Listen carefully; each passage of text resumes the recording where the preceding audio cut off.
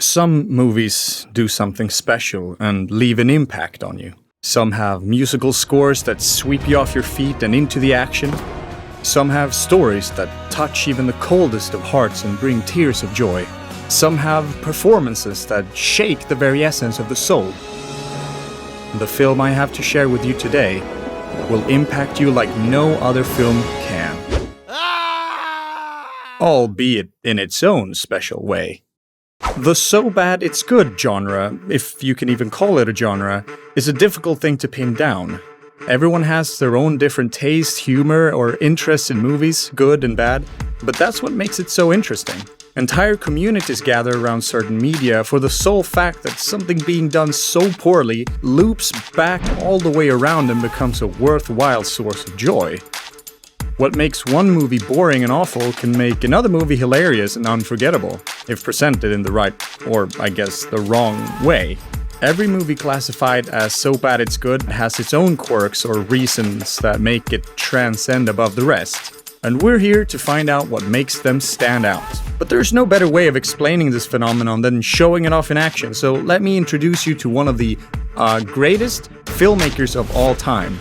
The infamous, the illustrious, Neil Breen. Neil Breen was born in late November 1958. For most of his life, he worked in real estate and architecture in Las Vegas. However, despite not having any initial filming experience, that didn't stop his passion for movies, and in 2005, the world got to see a sample of just how deep that passion went. Double Down was the first movie written by Neil Breen, directed by Neil Breen, produced by Neil Breen, and starring, no prizes for guessing, Neil Breen. To read straight back off the box, verbatim, Double Down is an edgy action thriller set in Las Vegas during a terrorist attack.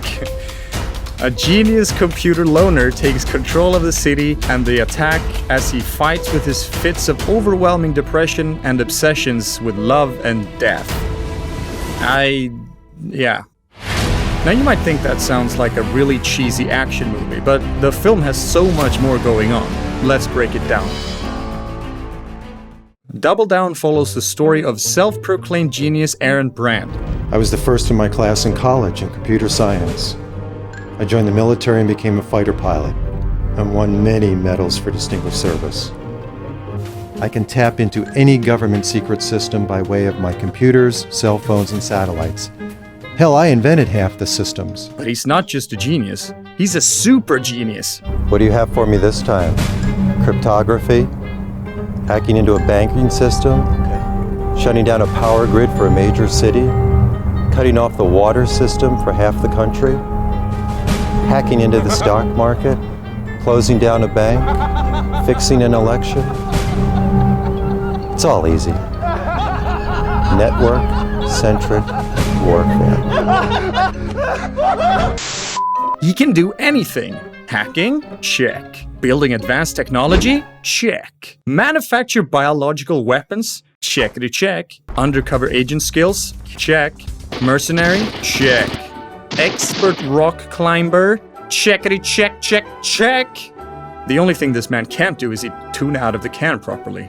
Aaron plans an attack on Las Vegas for, reasons. The whole plot of the film revolves around this, but it's so convoluted that it's impossible to say for certain. Las Vegas. Enjoy it while you can. I'm about to end it all. Was he hired to destroy Las Vegas specifically? Did he just want revenge on the government for killing his wife since, why did he kill the wife again? Was he going insane, or did he not have money to shoot his film anywhere else beyond his home state? I don't know. Who can say?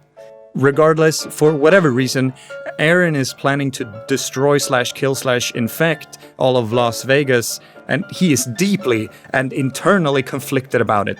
How do we see this internal conflict? Well, pay close attention to this next clip. It's really subtle. I'm so confused and depressed at my double life. How did it get to this point? Where do I go from here? Did you catch that? If not, don't worry. There's plenty of opportunities to see Neil's mastercraft storytelling in action. I can't go on with this! I'm an American! I love this country! Neil just goes out of his way to make characters announce exposition and internal thoughts. My country! It's honestly impressive how often this is done in the movie. It's so bad, but in the best way possible. Does Neil think conversations actually work like this? Or that depression and anxiety are displayed best by yelling how depressed or anxious you are, and then running down a hill, maybe fall down a little bit? It's baffling to see how people talk and interact in this movie. I'm calling all of you simultaneously by way of conference call. How do you know? Where is he? Who is it? But that's just it. Notice how this isn't just bad, it's extremely bad. Not just a Hollywood B-movie where every line and plot twist is boring and predictable.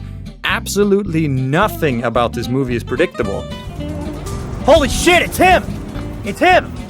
And before you ask, no, adding context to these clips does not help. Things just happen in this movie for the strangest of reasons, or for no reason at all. Those guys in the last clip, we've never met them. Just appear in a train yard with guns during the finale. One of them shoots the other and we never see them again. Contradictions and faulty logic plague this movie. Like when Breen says, Once it gets into the air, it kills immediately on contact.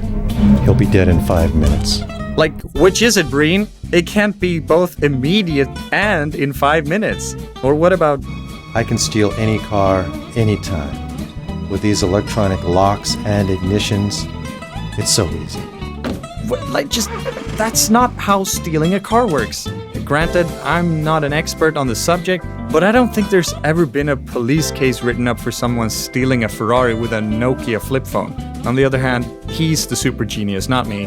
But he also spends half his hacking time pretending to put a wrench to his two satellite dishes mounted on the back of his car. And while we're here, having 12 laptops scattered across the desert doesn't seem to be a very efficient hacking method either.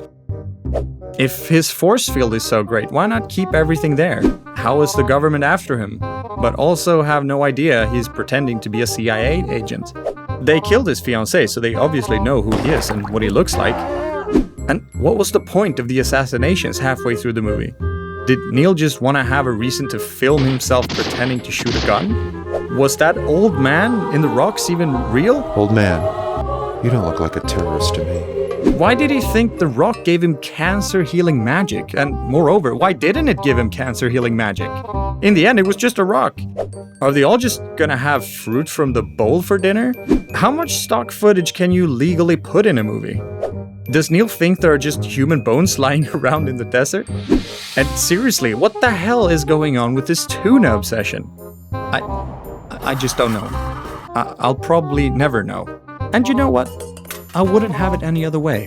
Most bad movies have a sense of what they want to portray, hitting every basic checkmark on the how to make a movie list. But because it's so cookie-cutter, they utterly fail at being interesting. The plot progresses, but it's too obvious. The characters have personalities, but they're all cliché. The acting works, but it doesn't grab your attention.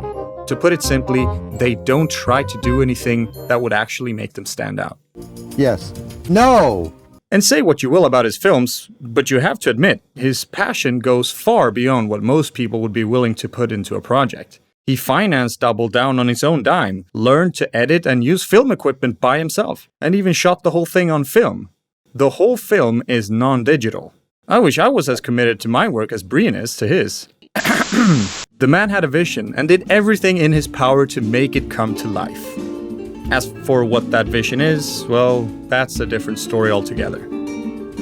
Double Down is filled with scenes that Breen wants you to know are important and interesting. But unless you are Neil Breen, you will have no idea how all these pieces are supposed to be super glued together. The action, the story, the editing, all of it easily stands above the rest. Other bad films are either over-sanitized, too generalized, simple and easy to follow, making them extremely boring, or underdeveloped, too confusing, pointless, and difficult to follow, making them also extremely boring. Nothing pulls you in, but a masterpiece like this really invites conversation. There's definitely some sort of logic on display, but it's just beyond the reach of human understanding.